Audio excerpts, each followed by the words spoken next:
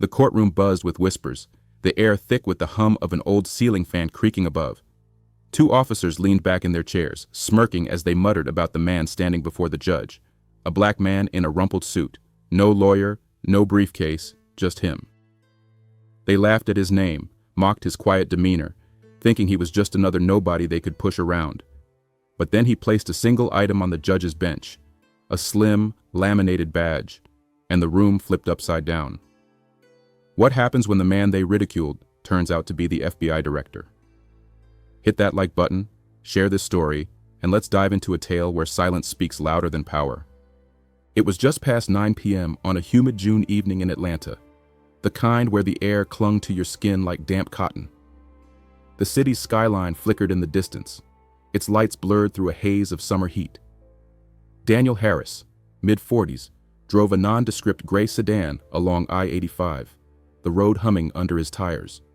His face was calm, unreadable, like a still lake under moonlight. Daniel wasn't speeding, wasn't swerving, just heading to a hotel after a long day of classified meetings. His job?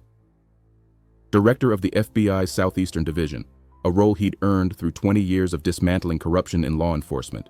But you wouldn't know it from his plain suit or the rental car, chosen for its anonymity. Daniel's career wasn't just a job, it was a mission. Years ago, as a young agent in Birmingham, he'd investigated a small-town sheriff who targeted black drivers, burying complaints to protect his deputies. Daniel's work led to the sheriff's resignation and federal oversight, but it also earned him enemies. He kept a low profile, driven by a memory. His father, a factory worker, stopped and humiliated for a broken taillight, his dignity stripped under flashing lights. "Don't let it happen to others, son," his father had said. That promise carried Daniel to the top, but it also made nights like this feel all too familiar. Red and blue lights flashed in his rearview mirror, sharp against the dark. Daniel sighed, his hand steady on the wheel, as he pulled to the shoulder, gravel crunching softly. Two officers stepped out of their cruiser, their silhouettes lit by the pulsing lights. Both white, both in their 30s, one broad with a crew cut, the other wiry, with a restless stride. The crew cut officer, badge glinting under a streetlight, tapped Daniel's window with a flashlight, the beam cutting into his eyes. "License and registration," he said, his voice clipped, no pleasantries. Daniel rolled the window down halfway, his movement slow, deliberate. "Can I ask why I was stopped?" His tone was calm, carrying a quiet weight that made the officer pause for a split second. "You didn't signal your lane change," the officer said, his lips curling slightly. "Looked suspicious." Daniel's eyebrow lifted just a fraction. "I signaled," he said, his voice even. "License and registration," the officer repeated, louder, his hand resting on his holster. Daniel reached for his wallet, every move measured, knowing how a single gesture could shift the air. He handed over his license. Daniel Harris, Atlanta, Georgia. Clean, unremarkable, but he felt the tension, the unspoken weight of his dark skin under the flashing lights. He'd been here before. Not this road, but this moment. "Where you headed?" the wiry officer asked, leaning toward the passenger window, his voice sharp with suspicion. "I can't disclose that," Daniel replied. "Official business. Official." The words landed like a spark. The crew cut officer's face hardened. "Official business? What? You some kind of hotshot?" His tone was mocking, a chuckle escaping his lips. Daniel didn't flinch. "I'm complying. I've given you my license." But the officer wasn't listening. "Step out of the vehicle," he said, his voice a command, not a request. Daniel's jaw tightened, but he stayed calm. "I'd like to know the grounds for that order." The wiry officer smirked, opening the passenger door. "Get out, now." Daniel didn't move right away. He reached into his coat pocket, his fingers brushing a small audio recorder he always carried, a habit from years of navigating these moments. He pressed record, the faint click barely audible. "This interaction is being recorded," he said, his voice low but clear. The crew cut officer's eyes narrowed, a flicker of unease crossing his face, but he laughed it off. "Recording? What's this, a podcast?" His partner snickered, the sound sharp in the humid night. "Out!" the crew cut officer barked, yanking the driver's door open. Daniel stepped out, his posture straight, his hands visible. The officers didn't touch him, but their words were sharp, laced with condescension. "You think you're smarter than us?" the wiry one said, circling him like a hawk. They cuffed him, their voices loud, calling it in. Failure to comply. They didn't mention their own mocking tone, their own assumptions. Their body cams? Off, silent, unnoticed in the dark. At the precinct, the fluorescent lights buzzed, casting a cold glow over concrete walls. Daniel sat in a holding cell, the metal bench hard against his back, the air smelling of bleach and stale coffee. No phone call, no supervisor, just a flickering bulb and the echo of the officer's laughter from down the hall. "Guy thinks he's important," the crew cut once said, his voice carrying through the corridor. "Probably gonna cry about his rights." A desk sergeant, a middle-aged woman named Karen Wells, overheard, her fingers pausing on her keyboard. She'd seen Daniel's license, clean, no priors, but the officer's report was vague, almost too vague. She frowned, glancing toward the cell, but said nothing, her shift almost over. Another officer, younger, named Jamal Tate, lingered nearby, his brow furrowed. He'd heard the laughter, seen the report, and something didn't sit right. "Why no body cam?" he muttered to himself, but the senior officers waved him off. "Technical glitch," they said, their smirks too quick. The precinct was a maze of low voices and paperwork, the air thick with routine and unspoken rules. Karen typed up the report, her hands hesitating as she entered non-compliant for the third time that week. She'd worked there 15 years, seen dozens of stops like this, vague charges, missing footage, Black or Latino drivers. She'd stayed quiet, kept her head down, but Daniel's calm demeanor nagged at her. Jamal, newer to the force, felt it too. He'd joined to make a difference, inspired by a mentor who'd pushed for reform, but nights like this made him question everything. He watched the officers high-five, their laughter echoing, and scribbled a note to himself. "Check the logs tomorrow." By morning, they brought Daniel to court, still in his rumpled suit, no sleep, no lawyer. The Atlanta courtroom was small, its walls scuffed, the air heavy with the scent of old paper and dust. The bailiff called his name, Daniel Harris, and a murmur rippled through the sparse crowd. The two officers from the stop, Brian Cole and Nathan Reed, sat in the back, their smirks wide, whispering to each other. "That's him," Cole, the crew cut one, said. "Bet he's gonna ramble about some conspiracy." Reed, the wiry one, chuckled. "Seen it 100 times. Judge'll shut him down." Their laughter carried, sharp and careless, drawing glances from the gallery. Outside, before the hearing, word of the arrest had spread through Atlanta's community grapevine. At a diner on Peachtree Street, locals sipped coffee, their voices low but tense. "Heard they pulled some guy for nothing," a barber named Marcus said, shaking his head. "Happened to my cousin last year. Same vague report, no footage." A woman at the counter, a nurse named Tanya, nodded. "They don't ask questions. Just assume you're trouble." A teenager nearby scrolled through X, where posts about another wrongful stop were gaining traction, a hashtag, #Atlanta-arrest, starting to trend. The chatter wasn't loud, but it was growing, a quiet storm waiting to break. Judge Margaret Ellis, a white woman in her late 50s, adjusted her glasses, her gray hair pulled tight. Her voice was tired but sharp. "Mr. Harris, you're charged with failure to comply during a lawful stop. Is that correct?" Daniel nodded. "That's what the report says, Your Honor." Ellis raised an eyebrow. "No counsel today?" Daniel's voice was calm, almost too calm. "I don't need one, ma'am." A chuckle came from the back, Cole and Reed's laughter cutting through the quiet. Ellis shot them a glance, her gavel twitching, but she didn't strike it. "All right," she said, flipping a page in her file. "This seems like a minor violation. Let's keep this brief. Anything you'd like to say before we proceed?" Daniel took a step forward, his movements precise. He reached into his coat, and Cole tensed, his hand twitching toward his holster. Daniel paused, then pulled out a slim, laminated badge and placed it gently on the judge's bench. "I'm Daniel Harris," he said, his voice steady, unraised. "Director, FBI Southeastern Division." The room froze. Ellis stared at the badge, her mouth parting slightly, then closing. Cole and Reed went still, the smirk wiped clean from Cole's face. Reed's jaw dropped, his eyes wide like he'd seen a ghost.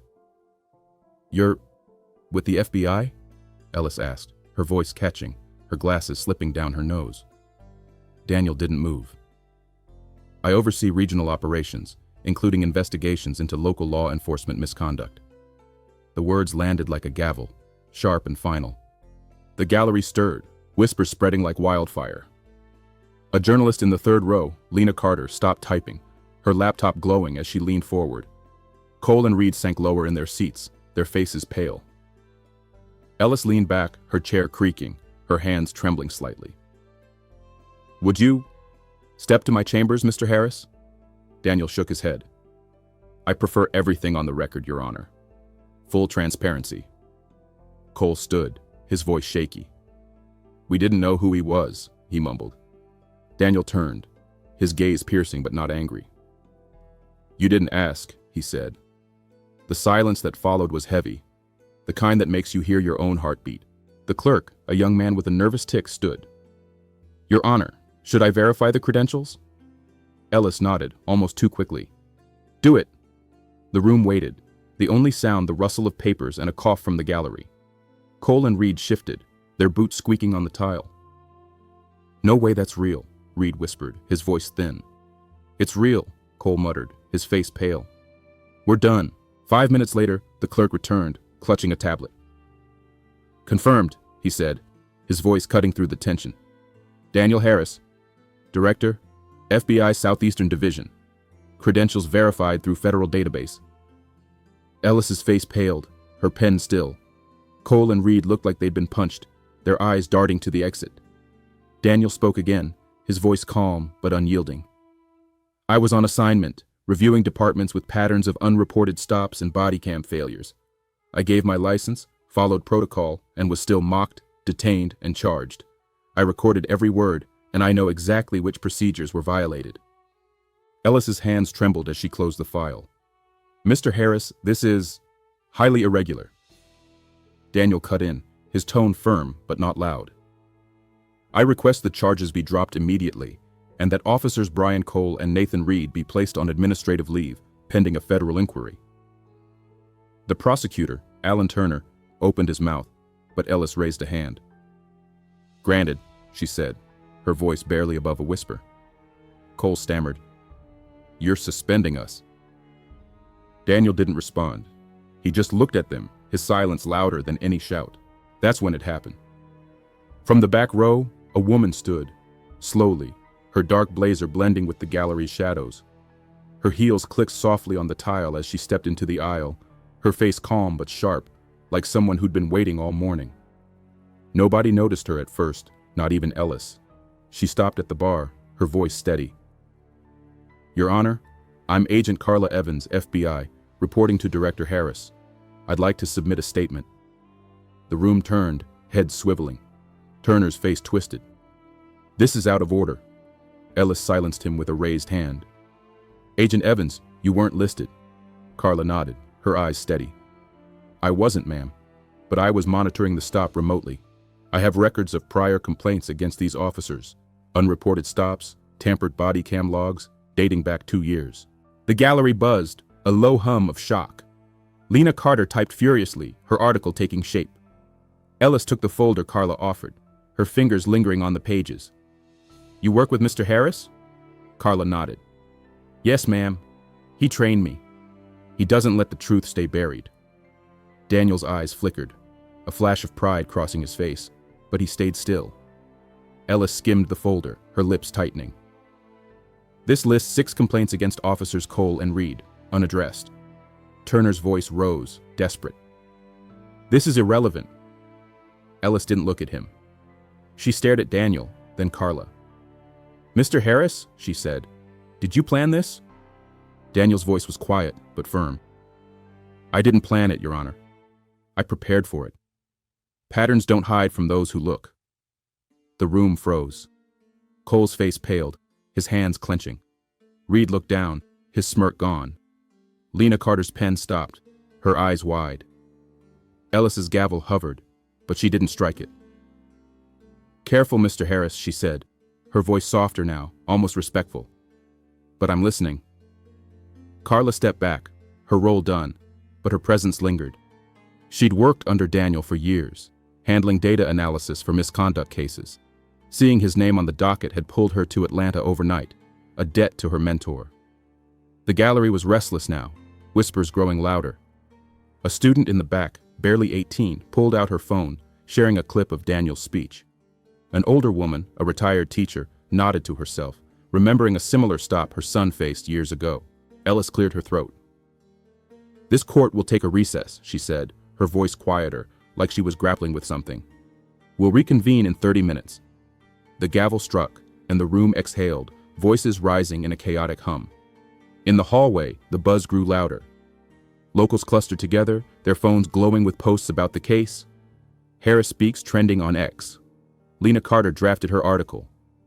FBI director shakes Atlanta courtroom.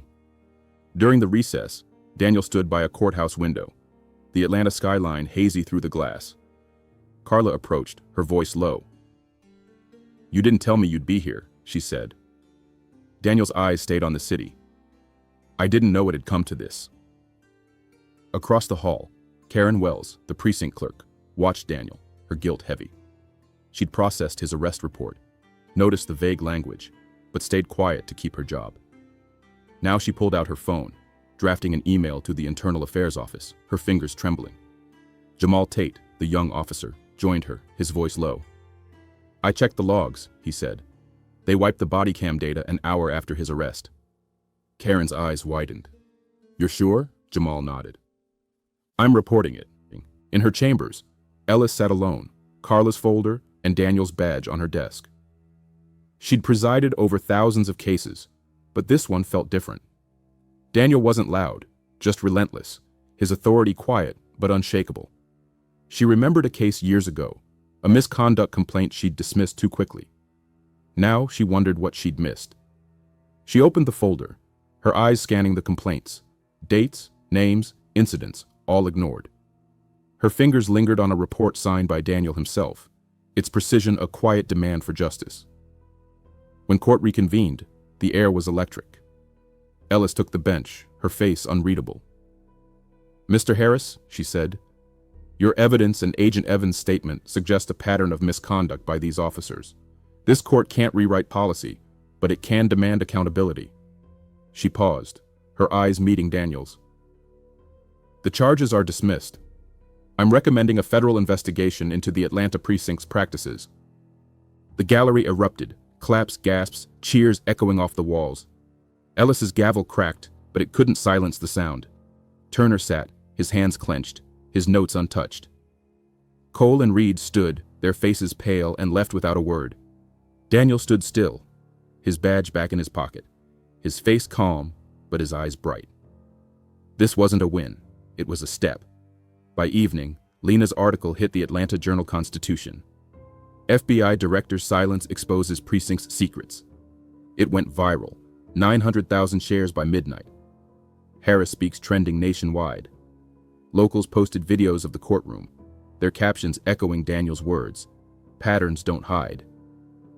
The precinct announced a public review, inviting Daniel to consult. He didn't respond, not yet, his focus on the next case. Outside the courthouse, Daniel's wife, Erica, waited in their car, parked under a dim streetlight. She hadn't seen him since the arrest, too worried to sleep. Now she hugged him, her voice soft. "You scared me." Daniel's throat tightened. "I'm still here." The next morning, Daniel drove past the precinct, a new sign on its fence. "Accountability starts now." He didn't stop, just kept driving, his recorder in his pocket, ready for the next fight. This story isn't just about one man or one courtroom. It's about what happens when silence becomes a weapon, when truth holds power to account. Have you ever seen someone underestimated change everything? Drop it in the comments, share this story if it hit you, and let's keep this conversation alive. Subscribe for more tales of courage, truth, and the voices that shift the world. See you in the next one.